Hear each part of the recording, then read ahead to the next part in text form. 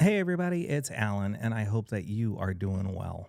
So over the last week or so, I've had plenty of time to think of ideas that I want to share with you all here on the channel, and I figured this week I will just give you a bunch of them over the course of the 5 days.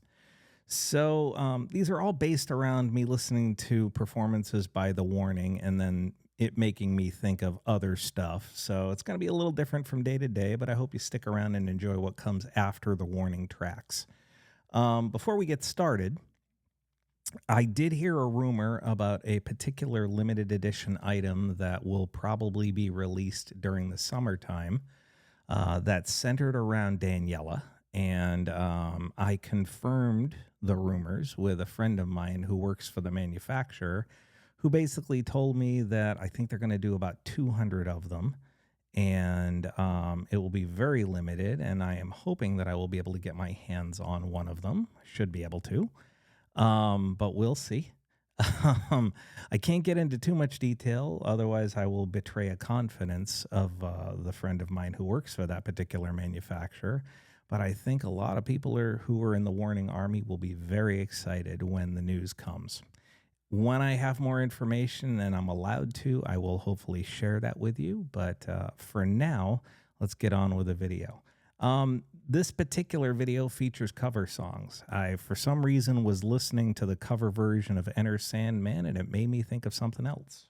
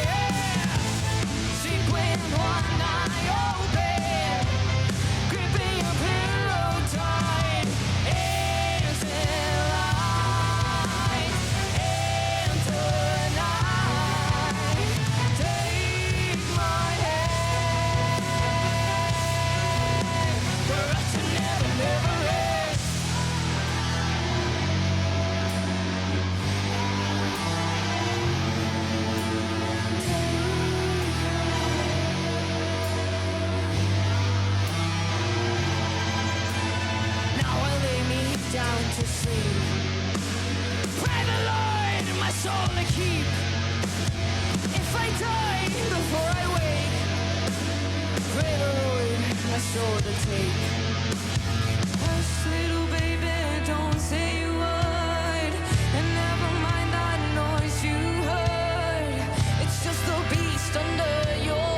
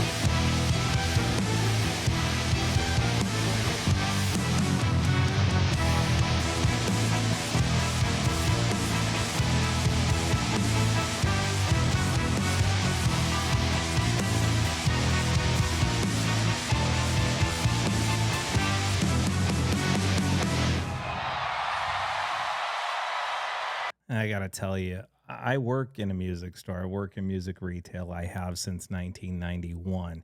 I can't stand that freaking song in the original version.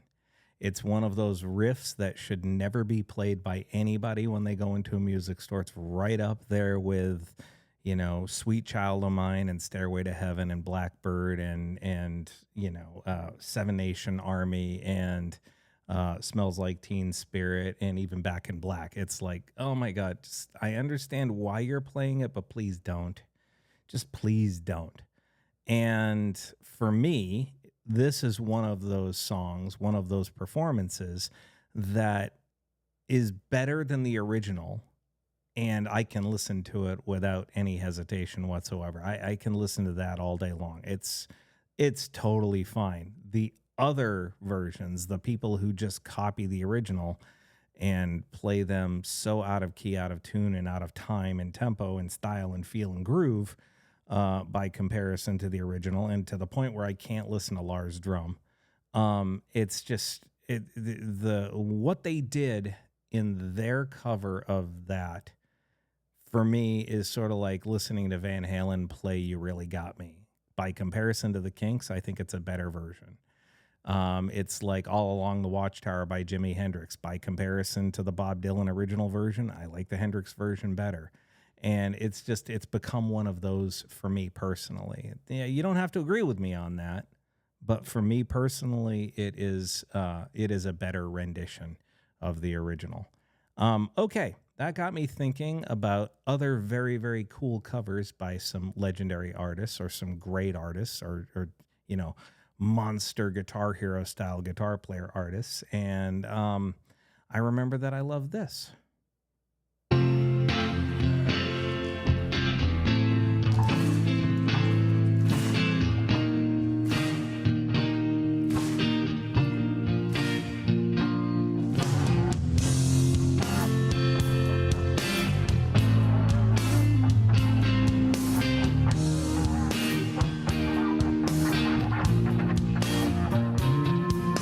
I must have been through about a million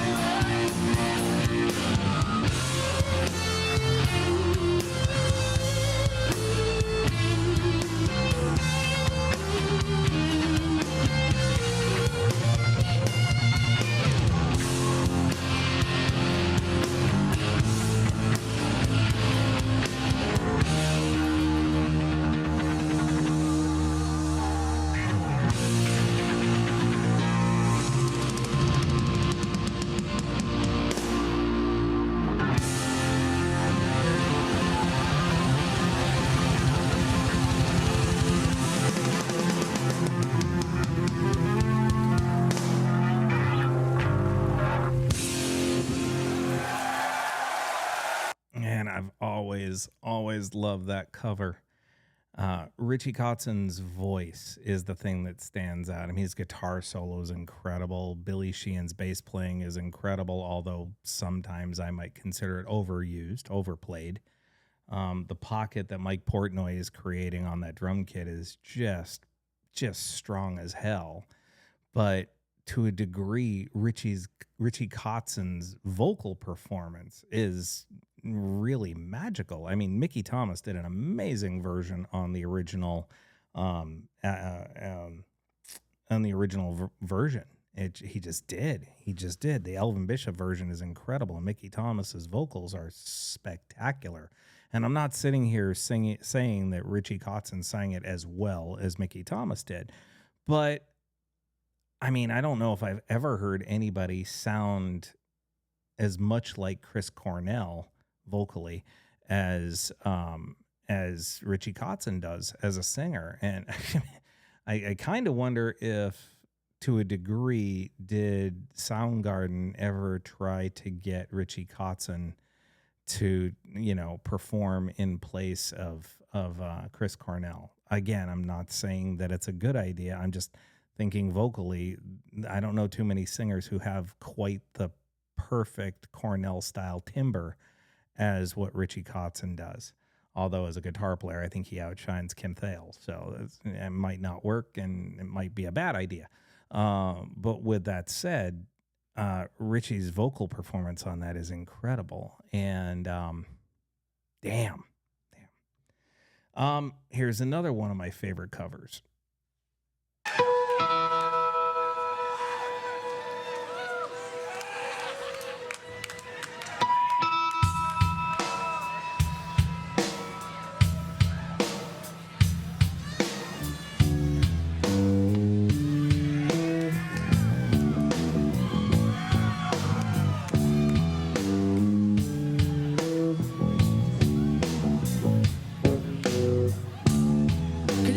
Out this evening, I said, can you help us out this evening? Let me hear you say, yeah, yeah, yeah, yeah, yeah. Here we go. Staring at the boob tube, turning up the big knob, trying to find life in a wasteland.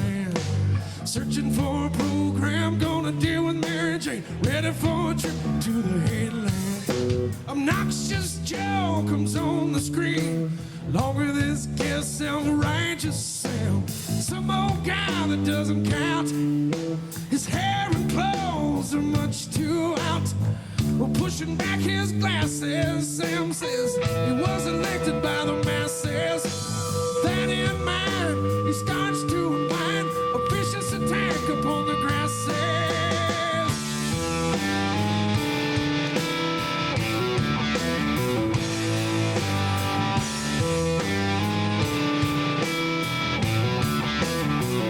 Well, it's mean and evil, wicked and nasty. Don't step on the grass. When we'll rule in our fair country, don't be such a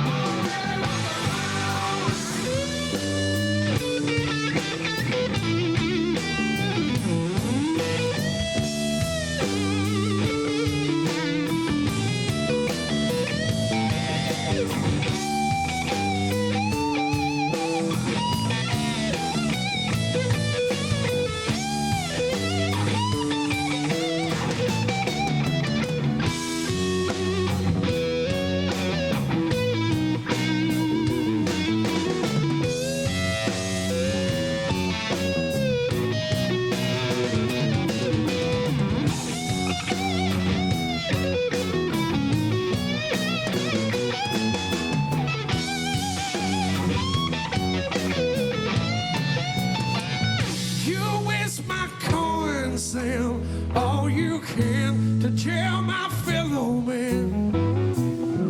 Smoking of the noble weed, you need much more than him. You've been telling lies so long, some believe they're true.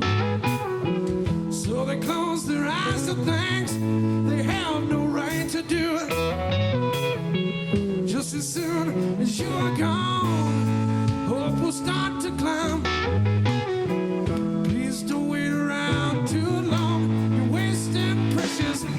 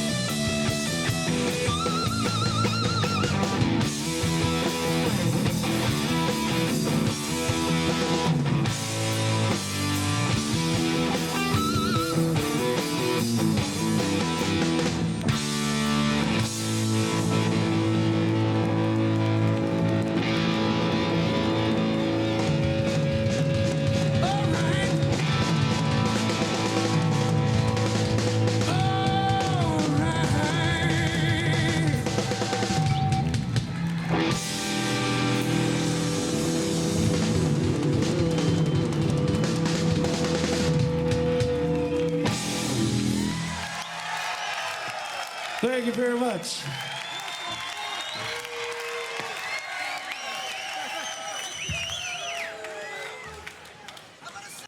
Man, that song has always had an incredible groove right from the original version of Steppenwolf, but I don't know if anybody performs it better than what the Mule does. You know, Gov't Mule's an interesting group, in my opinion, because there's definitely two different eras. There's the trio and then the quartet. And the quartet only came about because the bass player, the original bass player, Alan Woody, passed away. And so I urge anybody who likes what they just heard, go out and listen to the first five releases by Gov't Mule, because they did something very uncommon. They went first studio album, live recording, second studio album, live recording, third studio album. And they've released a lot of live performances over the years. They're actually one of the bands that follows sort of in the Grateful Dead way of doing things, in the sense that they also have released on their website a ton of live shows recorded from the soundboard, recorded professionally, perfectly, with great mixes. And you know, you don't have to go into the show and bring your own mics and your own recorder. You can literally just, you know, buy, for lack of a better term, because you would buy it, buy the live performance that you want off of their website. And they have a huge backlog of live performances. And I've purchased several of them over the years. I think it's a genius way of doing it because it allows you to, again, sort of in the Grateful Dead vein of things, once they play it, it's out there and it's that audience, it belongs to them. Well, they're smart enough to say, yeah, and we'll record it and you can have it. For a small fee, you can have it and listen to it as many times as you want to, because they never play the same set twice. And so every show is a different performance. Every show is a different concert. And it's a lot more free and open and creative than what a lot of bands do, who go out and play the same songs, the same set every single night, and very rarely change it up, if by anything, more than one or two songs. Gov't Mule might play a completely different show every single night and not repeat a song. Their back catalog of songs that they perform is got to be well over 200, 250 different kinds of songs. And I just think it's really, really, really a killer groove. And if you'll notice, all three of those performances that I played for you, whether it be this Gov't Mule version of Don't Step on the Grass, Fooled Around and Fell in Love performed by the Winery Dogs, or Enter Sandman performed by The Warning, they're all trios. Now, granted, Enter Sandman had an augmentation of a string section being put on there, but that was for the anniversary concert. It wasn't necessarily like they bring a string section with them everywhere they go when they play Enter Sandman. They got it on backing track if they need it. So they're trios. They're all trios. And listen to what you can do with a trio.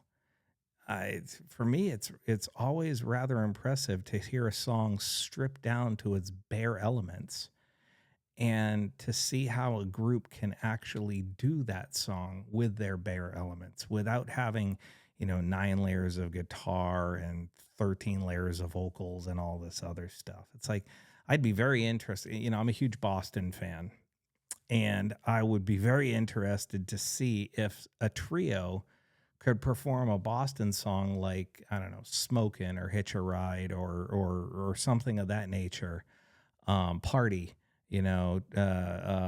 rock and roll band, whatever. I'd just be very curious to hear if a group could actually do, a trio could actually do one of those songs stripped down to the bare essentials of a drummer, a bass player, and a guitar player, regardless of how many people in the band actually sing, because it'd take a lot of singers to cover everything that Brad Delp did on those records. Again, I'm starting to ramble, but I was just thinking, again, I don't listen to Enter Sandman all that often, but the most recent time that I did prior to today, it got me thinking about Gov't Mule, Don't Step on the Grass, and Fooled Around and Fell in Love by the Winery Dogs. And I just hope you enjoyed my ride through my brain. With that said, I'm going to cut it short because I'm starting to ramble. So please feel free to leave a comment. We can talk about it further. Just know that I appreciate all of you, and I wish you well.